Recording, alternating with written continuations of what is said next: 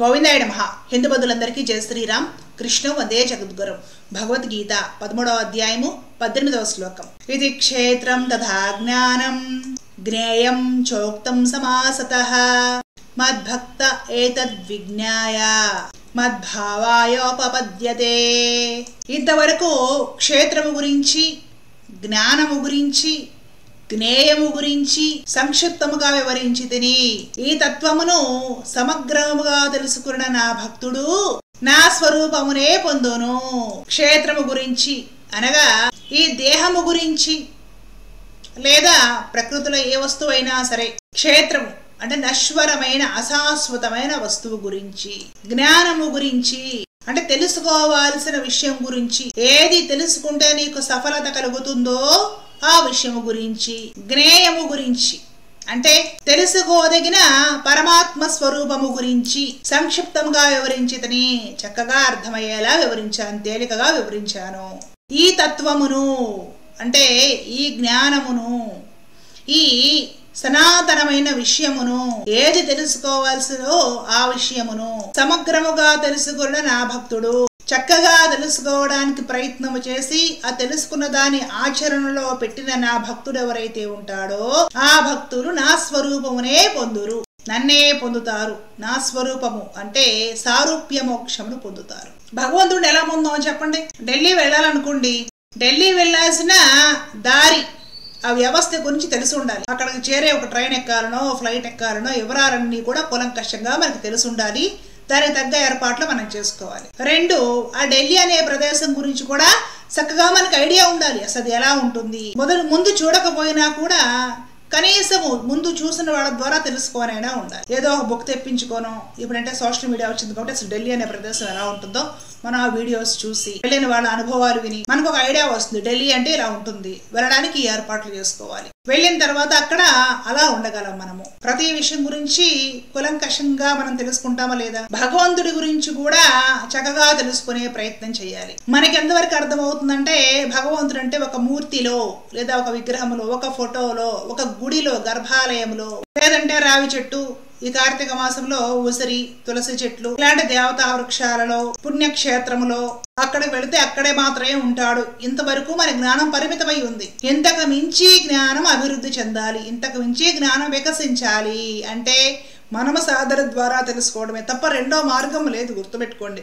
ఎవరి బుర్రలో ఉన్నది డ్రీన్ అలాగా మన బుర్రలోకి వచ్చేసి మనం ఓవర్ నైట్ లో జ్ఞానం అవుతామని షార్ట్ కట్లు మనకి ఆధ్యాత్మిక సాధనలో ఉండవు. మనము నిరంతరము జిజ్ఞాసులమై ఉండి ప్రయత్నం చేస్తూ ఉండాలి, తెలుసుకుంటూ ఉండాలి. ఎవరు చక్కగా ఈ దేహధారుడు గురించి, దేహము లేదా క్షేత్రము గురించి, అంతర్యామిగా ఆత్మస్వరూపుడై ఉన్న పరమాత్మ గురించి, ఆత్మస్వరూపుడైన పరమాత్ముడు నాలోనే కాదు సర్వప్రాణులలో ఉన్నాడు, చరాచర ప్రతి వస్తువులోనూ ఉన్నాడు, అంతటా తానే ఉన్నాడు, అతను లేని చోటు ఏదీ లేదు అనే ఒక తత్వము గురించి, ఆ పరమాత్మని పొందడం కోసం మనం చేయాల్సిన సాధన, ఆ జ్ఞానము గురించి చక్కగా తెలుసుకొని ప్రయత్నపూర్వకముగా మానవ జన్మకి పరమ గమ్యము ఇది అనే ఒక విషయాన్ని మనము ఎప్పుడూ మనసులో ఉంచుకొని మనసు అటువైపుకే మళ్లించి మన సంసార జీవితంలో మనం ఉంటూనే మన బాధ్యతలు మనం సక్రమంగా నిర్వర్తిస్తూనే భౌతిక విషయాల పట్ల వెంపర్లాటలు, వ్యామోహాలు, ఆకర్షణలు అవన్నీ కూడా వీరినంత వరకు వదిలేసి స్థితప్రజ్ఞులమై నిమిత్తమాత్రమై ఉంటూ మన కర్మ మనం దోషరహితంగా చేసుకుంటూ వెళుతూనే మన పరమగమ్యం భగవత్ ప్రాప్తి అనే ఒక విషయం మీద దృష్టి పెట్టి సాధకుడు సాధన చేసుకుంటూ వెళ్ళాలి. అంతవరకు మన జ్ఞానం ఎదగాలి, అంతవరకు మన సాధన ఎదగాలి.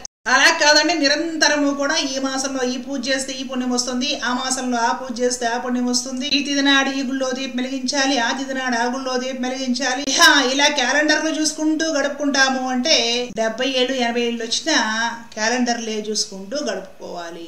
ఎన్ని క్యాలెండర్లు చూసుంటామండి పుట్టిన తర్వాత మనము? ఎంత నేర్చుకున్నాం, ఏం సాధించాం, ఆధ్యాత్మిక పురోగతి. ఒకసారి వెనక్కి తిరిగి ఆలోచన చేసుకోండి. ఎన్ని క్యాలెండర్లు చూసుకుని ఉంటాం? ప్రతిసారి క్యాలెండర్ వస్తుంది, ముందు వైపు ఏమో అంకెలు వేసుంటాయి, తారీఖులు వారాలు వేసుంటాయి.